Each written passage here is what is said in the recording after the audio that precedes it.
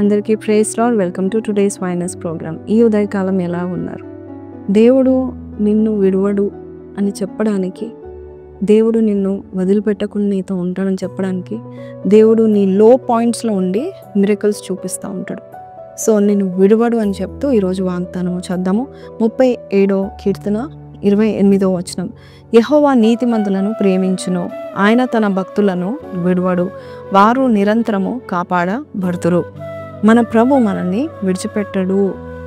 ముఖ్యంగా మన లో పాయింట్స్లో మనల్ని అందరు తిడుతున్నప్పుడు, లేక మనల్ని అందరూ దూషిస్తున్నప్పుడు, మనము డబ్బు లేని స్థితిలో, జాబ్స్ లేని స్థితిలో, ఆశీర్వాదం అనేది చూడని స్థితిలో, లేక మనము అందరి చేత తృణీకరింపబడినప్పుడు మనుషులు వదిలేస్తారు మనల్ని.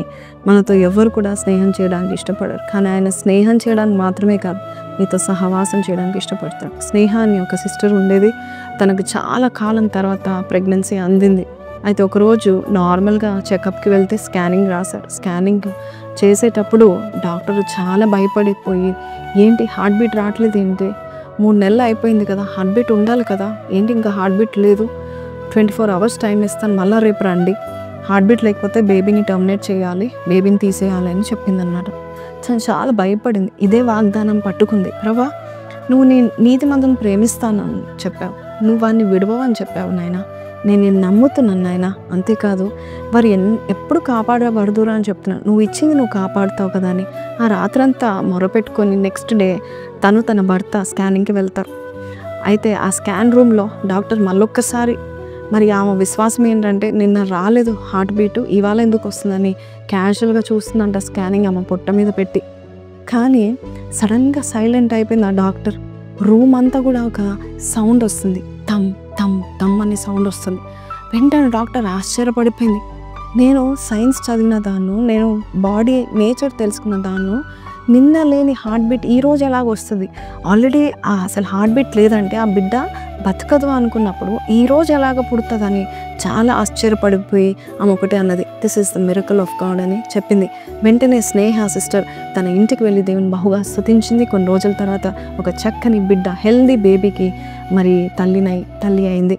చాలా ఆశ్చర్యపడిపోయారు. ఎందుకంటే what science says no, God says yes. కొన్నిసార్లు దేవుడు నీకు తోడుగా ఉన్నాడని తెలియపరచడానికి ఒక మిరకల్ చేస్తాడు.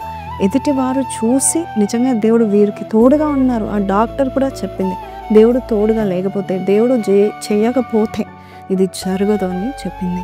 లేని హార్ట్ బీట్ని ఇచ్చాడు. ఈరోజు నీ జీవితంలో కూడా నిన్ను దేవుడు విడవడని ఒక మిరకల్ చేసి చూపిస్తాడు లోకమంతటికి. నువ్వు సిద్ధంగా ఉండి ప్రార్థన చేస్తూ ఉండు. దేవుడు గొప్ప కార్యం నీ జీవితంలో కూడా చేయడానికి సిద్ధంగా ఉన్నాడు.